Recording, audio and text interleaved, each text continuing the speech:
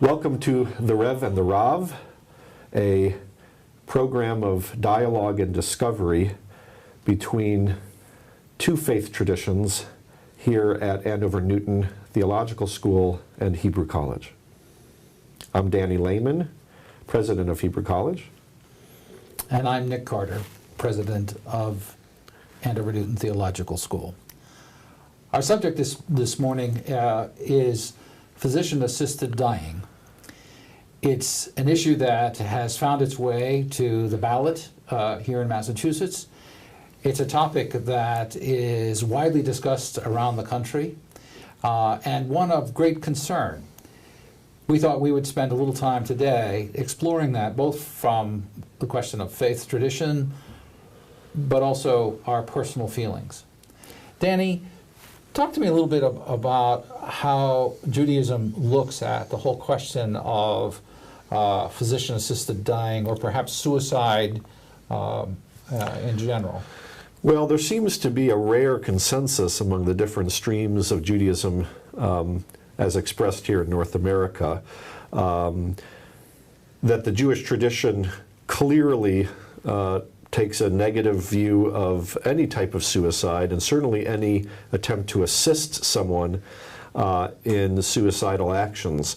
The Reform, Conservative, and Orthodox rabbinate here in North America have studied this issue as it has emerged in the context of political life here in our society, and all three have come out with various declarations, task forces, committee recommendations against enacting any kind of legislation which would allow for physician-assisted dying.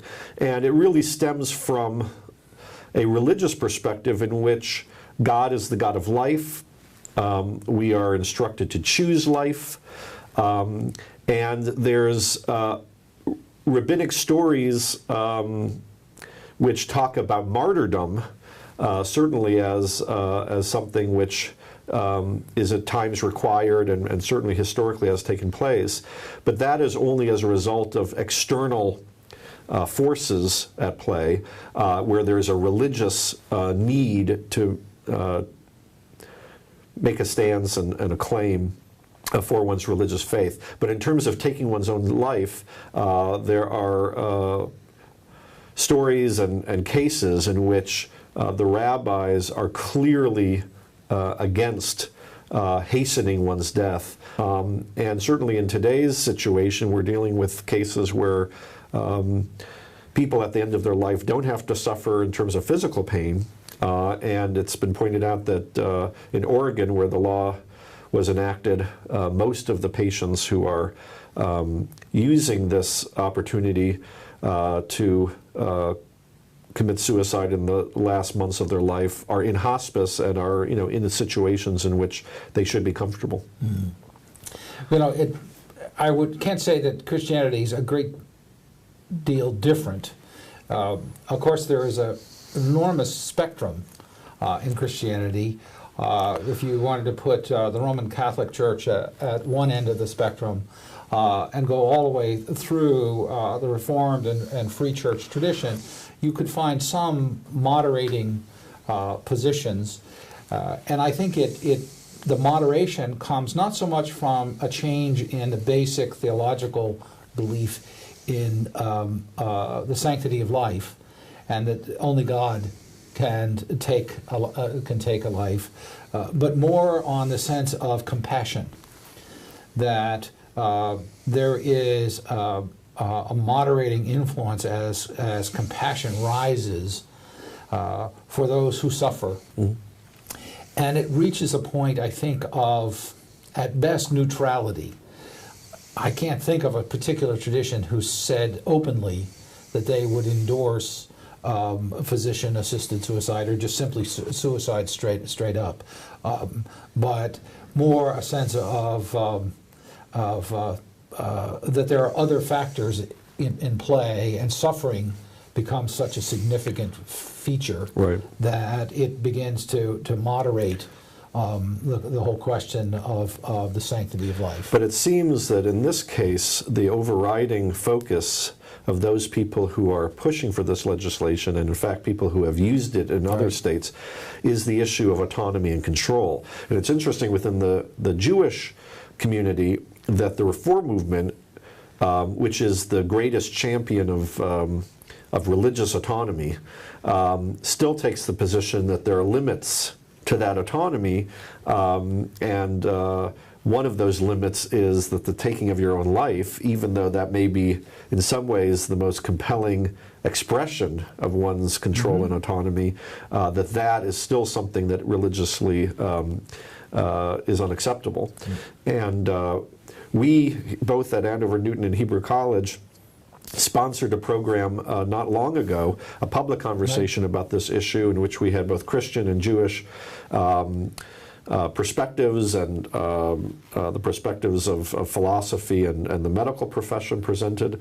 And there was a lively conversation about not only the religious perspective, but should we as citizens of the Commonwealth of Massachusetts in this case be imposing that religious tradition, which looks askance at any kind of suicide or assisted suicide, should we be imposing that upon the general public when it seems that, at least the way the legislation is structured, this very well may be a completely rational option and choice for people? Well, I think that, there are two sets of issues there. One is just the question of physician-assisted suicide. The other is the advocacy of religious people in the public square. I'm a firm believer that while it's important for us to have a separation of church and state, that doesn't mean that people who are driven by faith should shy away from the public square. I think we belong in the public square, but and we should advocate with great vigor for what we believe. We will have to live with the outcome if we don't take the case. But I think we need to be there. And I think the question of autonomy is a very interesting one. My tradition is one that believes very strongly in autonomy, but it's not autonomy from, it's autonomy for. It's to have unmediated exercise of one's faith tradition, and faith conscience, and conscience, and to not have somebody else telling me what I should believe.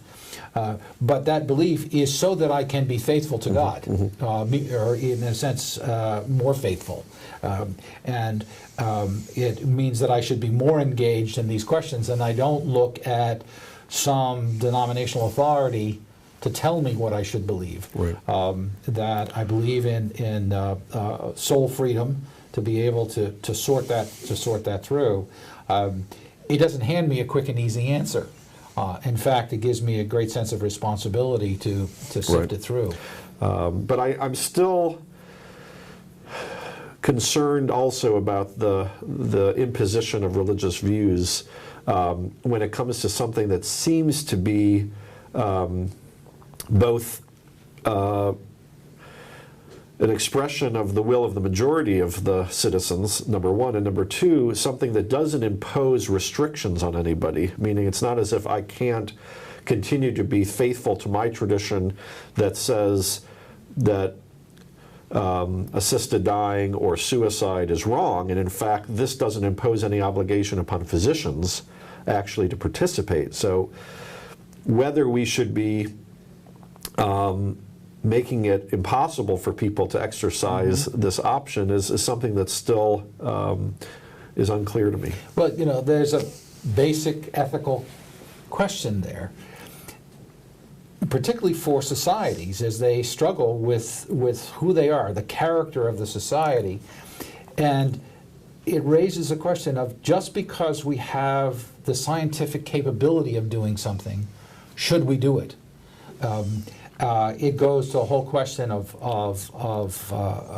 weapons, of genetic research, a whole series of things, cloning, there's a wide spread of advances of science that open the door to significant possibilities, some of which are very exciting, but also some of which cross a line of the difference between being able to do something and actually asking a question of should we do something. And I think we have an obligation as people of faith to be very much engaged on the should side. Right. I think we should be speaking clearly on this one. Now, it's interesting when you get down to the question of what do I personally feel about all of this. And I must say, I don't want to bind others. I believe in that freedom, that I think that people should have a choice, and I don't want to be in the way of imposing my faith on top of somebody else. On the other hand, I want to make as compelling an argument as I can for not only just for us as individuals, but for the community of which I'm a part. And for me, in this particular case, I have to confess that I am against it. So I think the issue for me is, in fact, are there cultural issues, unforeseen implications that we need to consider beyond just the right of people to make these kinds of decisions for themselves? Does it have a larger impact on our cultural values? And I think we need to think about whether the legislative process in this particular case should allow for this to be developed as a result of a ballot initiative. So I'm torn. My religious tradition clearly makes a particular claim about this against. And it's one of those cases where my life as a citizen and my life of a religious person has to be worked out in complex ways. Well, thanks, Danny. We could go on for quite some time on this one, and maybe we'll come back at another time. Folks, we thank you for joining us for this portion of the Rev and the Rav. We invite you to join us next time. Peace. Shalom.